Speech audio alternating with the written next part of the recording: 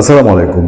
NCP যেহেতু doctor ইউনূসের তৈরি করা দল এবং ডক্টর ইউনূসের কিংস পার্টি হিসেবে পরিচিত, সে কারণে এনসিপি যা করে, যখন যা করে, যে সিদ্ধান্ত নেয়, আমরা ধরেই নিতে পারি এটা ডক্টর ইউনূসের সাথে পরামর্শক্রমে নেয়। এবং আমি গতকালই আপনাদেরকে বলেছি যে এনসিপির নাহিদ ইসলাম, আসিফ মোহাম্মদ সজীব ভুঁইয়া প্রফেসর মোহাম্মদ ইউনূসের সঙ্গে দেখা করেছেন, তাদের গার্জিয়ান দেখা করেছেন, এবং দেখা করার পরে আগামী 7 দিন এনসিপি যা যা করবে এগুলো অনেকটাই ডক্টর ইউনূসের পরামর্শক্রমে এটা ধরে নেওয়া যেতে পারে। ডক্টর ইউনূস শুরু থেকেই কিন্তু ছাত্ররা যে দল করবে এই ঘোষণাটা ছাত্রদের মধ্যে থেকে আসেনি, এই ঘোষণাটা এসেছিল ডক্টর ইউনূসের মুখ থেকে।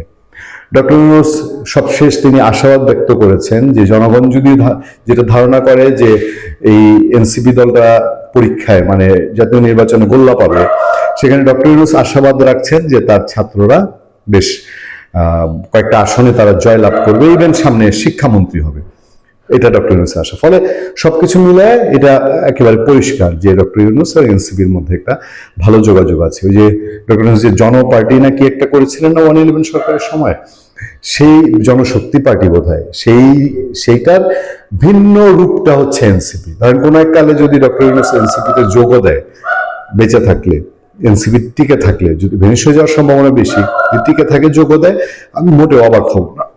সেই এনসিপি গত এক সপ্তাহে সুর পাল্টেছে। আমরা বেশ কয়েকটা আলোচনায় আপনাদেরকে জানিয়েছি যে এই নির্বাচন শেষ মুহূর্তে গিয়ে বহু খেলা বাকি, সেই খেলার পার্ট হিসাবে এনসিপি এবং জামাতে ইসলামী নির্বাচন থেকে সরে গেলেও যেতে পারে।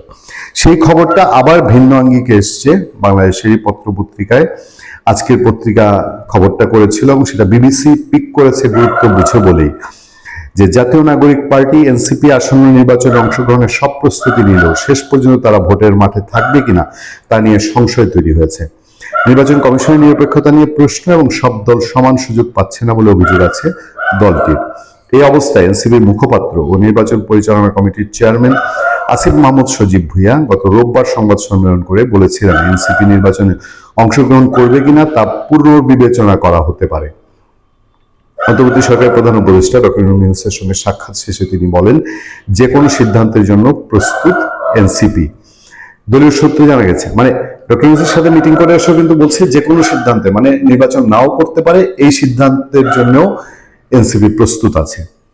দলীয় সূত্রে জানা গেছে, প্রধান উপদেষ্টার সঙ্গে বৈঠকে বিএনপির প্রতি ইসির পক্ষপাতমূলক আচরণ নিয়ে অভিযোগ জানায় এনসিপির নেতারা।